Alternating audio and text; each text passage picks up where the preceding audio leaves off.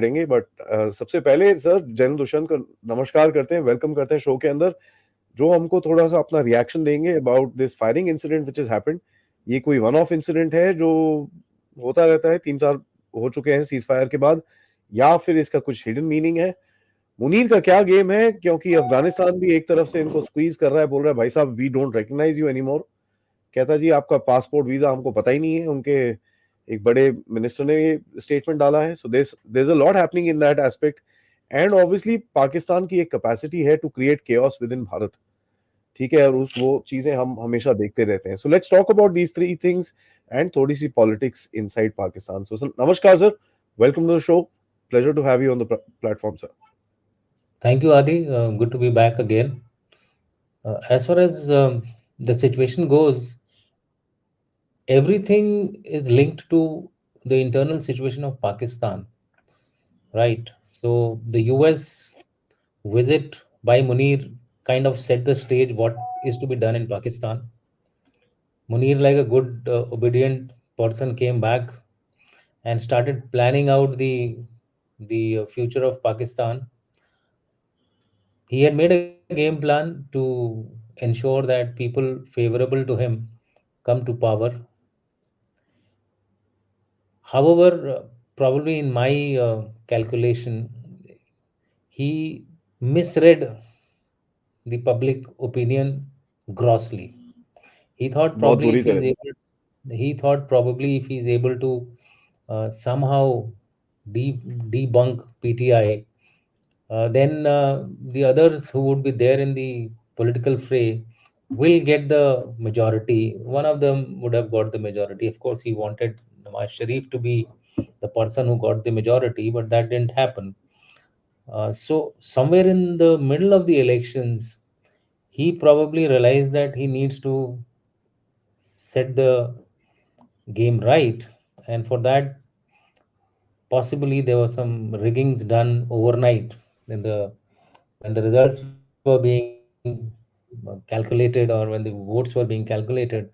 It is at that time that you had no declaration of results in between, and then thereafter suddenly the results started trickling in slowly, to create an impression that it was a free and fair election, and that PTI, although the largest party, was not up to the majority mark.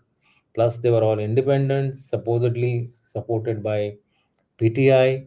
And the other largest party, of course, then PMLN, would automatically get the chance to form the government.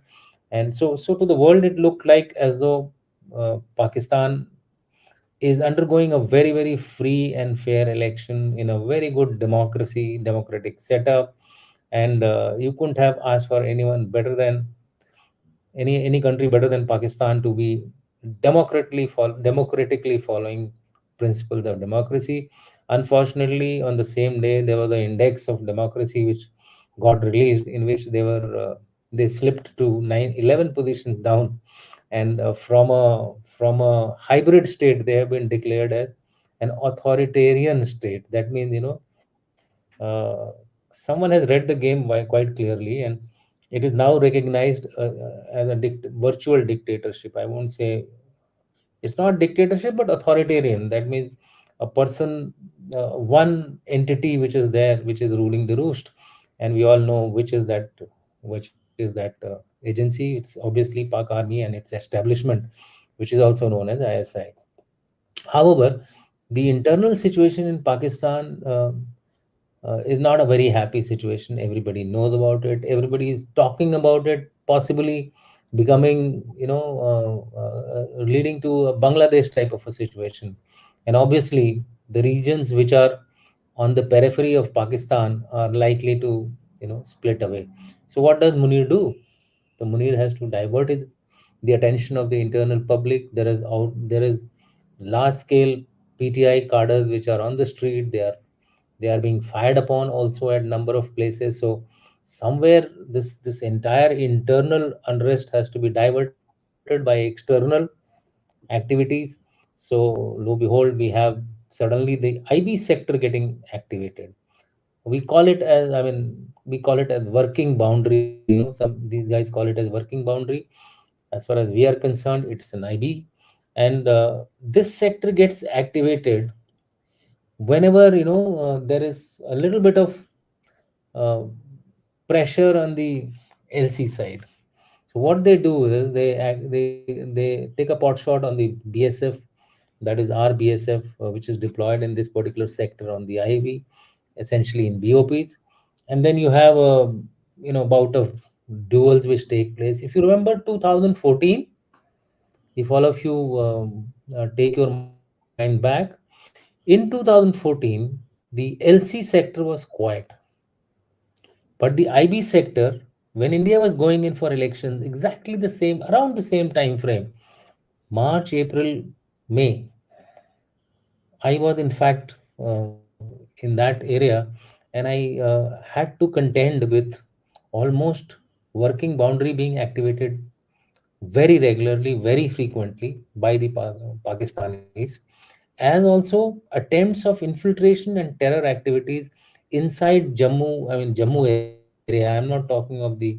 So some kind of a similar pattern is being followed for the 2024 elections. So generally, it is seen that the Pakistanis, even if there is nothing wrong happening in their part of the world, they interfere into our elections, especially our elections. Now that they are themselves facing a crisis of existence, I would put it that way, कि इनका तो वजूद खतरे में है, ऐसी हालत में Munir had probably no other choice but to quietly activate the IB sector, which is Samba, Jammu, that belt. Now, this belt, first of all, is also very prone to infiltration by terrorists.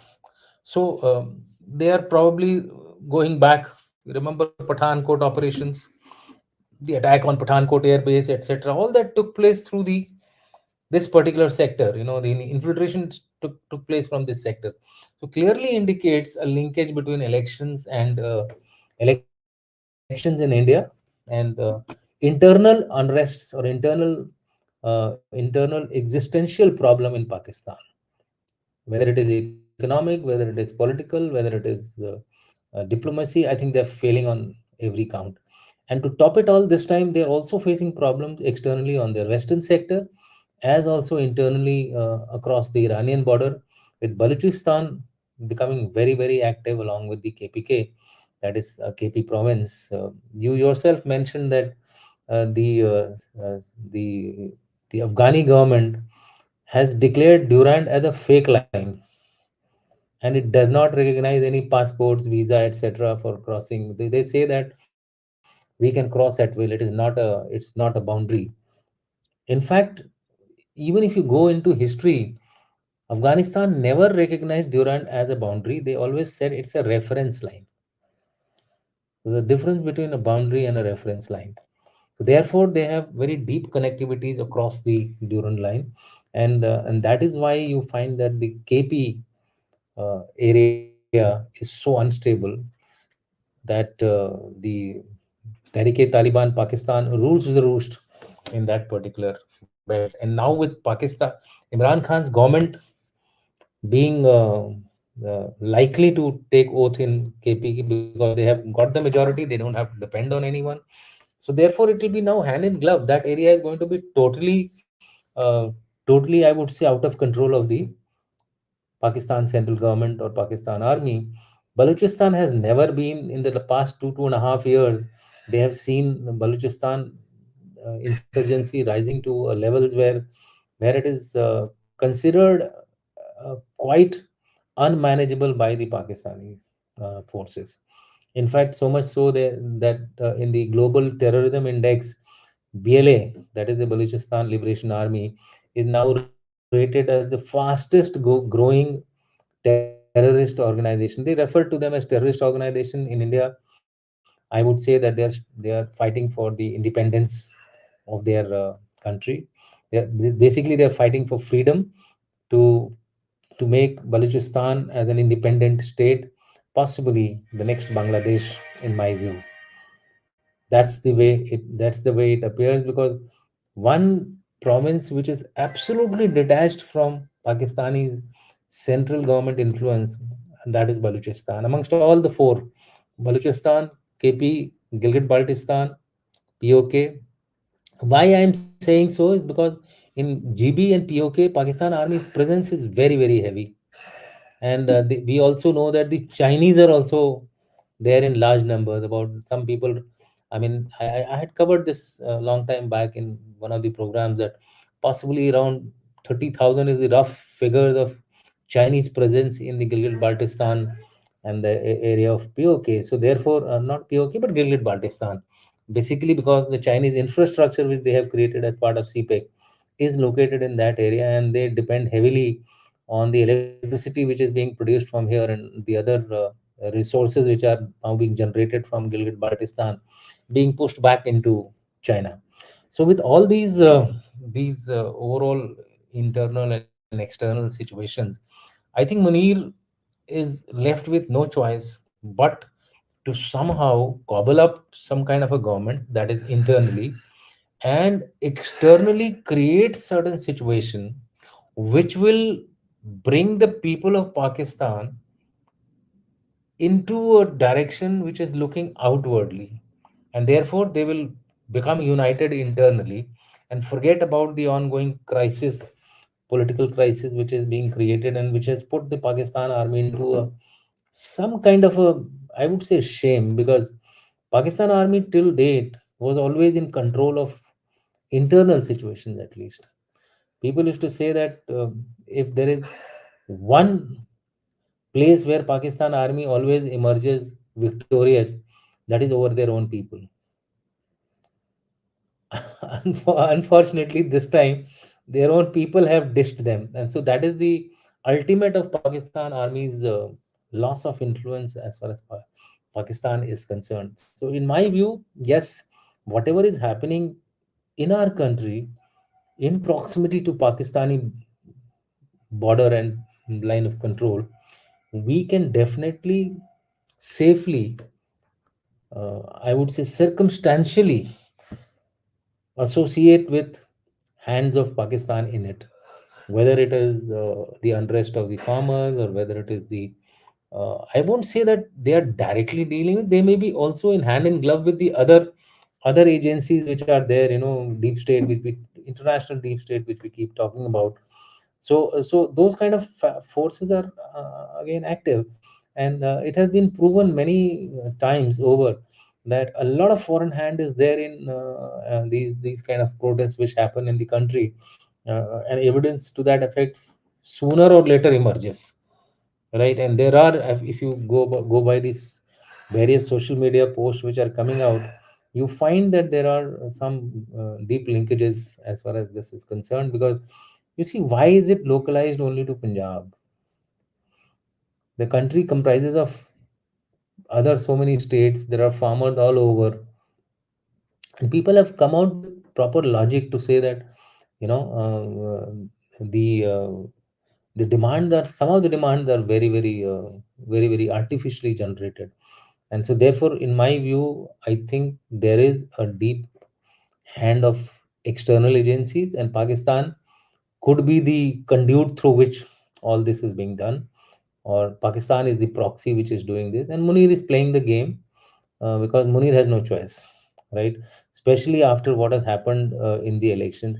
I take it as a big farce of an election. Not that others are saying so, but the way it has been done. I mean, how can you have videos coming out with army personnel entering the booths of counting booths, and then throwing out the agents and manipulating the results? Some people say that there are two forms, form 45 and form 47, which is actually there. The form 45 is the original vote counts, and form 47 is there after the unaccounted votes, etc., are taken into account, and then the final results are given. So